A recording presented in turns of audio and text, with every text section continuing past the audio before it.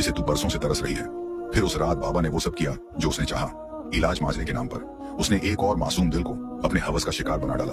और सुबह होते होते राखी की आंखें नम थीं, लेकिन वो चुप थी और उसकी आत्मा भारी। और बाबा वो अपने कमरे में बिल्कुल शांत बैठा, जैसे कुछ हुआ ही ना हो, लेकिन उसकी आंखों में वही पुरानी जीत चमक रही थी।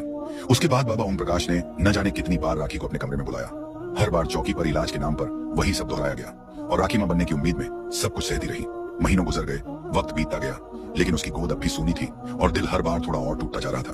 एक दिन जब राखी की हिम्मत ने उसे फिर बाबा के पास पहुंचा दिया तो उसने कांपती आवाज में पूछा, बाबा कितने महीने हो गए, अब तक कुछ भी क्यों नहीं बदला? क्या मेरी कोख कभी हरेगी या नहीं? बाबा ने उसकी आंखों में देखा, फिर मुस्कुराया और एक ऐसा जवाब दिया जिसने राखी की रूह तक को हिला दिया। उसने कहा, देख तेरा काम पेड़ लगाना था, मेरा उसमें खाद पानी डालना। अब फल आए या ना आए, मेरी जिम्मेदारी तो कब की खत्म हो चुकी है। राखी का दिल जैसे किसी ने चाकू से चीर दिया। उसकी आंखों में भरे भरोसे के सारे रंग एक झटके में उड़ गए। वो अब समझ चुकी थी कि ढूंगी बाबा की चौकी, मंत्र और प्रसाद सब सिर्फ एक झूठा दिखावा था।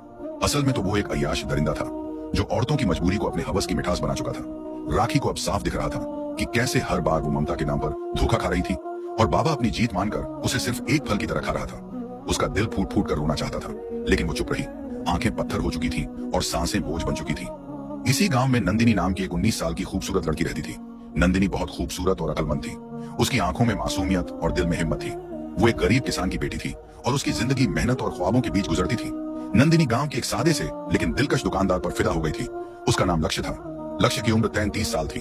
उसकी बीवी का इंतकाल हो चुका था और उसकी छोटी सी दुकान गांव के बीचों बीच चौराहे पर थी, जहां से हर आने जाने वाला गुजरता था। लेकिन नंदिनी के लिए वो दुकान एक मंजिल बन चुकी थी, क्योंकि वहां से उसे हर रोज उस चेहरे की एक झलक मिलती थी जो उसकी तन्हा जिंदगी में मुस्कान ले आया था। एक दिन वो कुछ सामान लेने दुकान पर गई।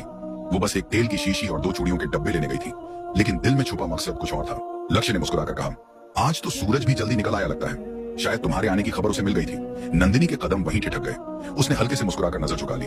फिर लक्ष्य ने चूड़ियां देते हुए कहा, चूड़ियां तो बहुत सी होती हैं, लेकिन कुछ हाथों में सजती नहीं, और कुछ हाथ ऐसे होते हैं जिनमें हर रंग खिल उठता है। नंदिनी की आंखों में अब झिझक नहीं थी, बल्कि एक हल्की सी चमक थी जो सिर्फ वो देख सकता था, जो उसे दिल से महसूस करता था।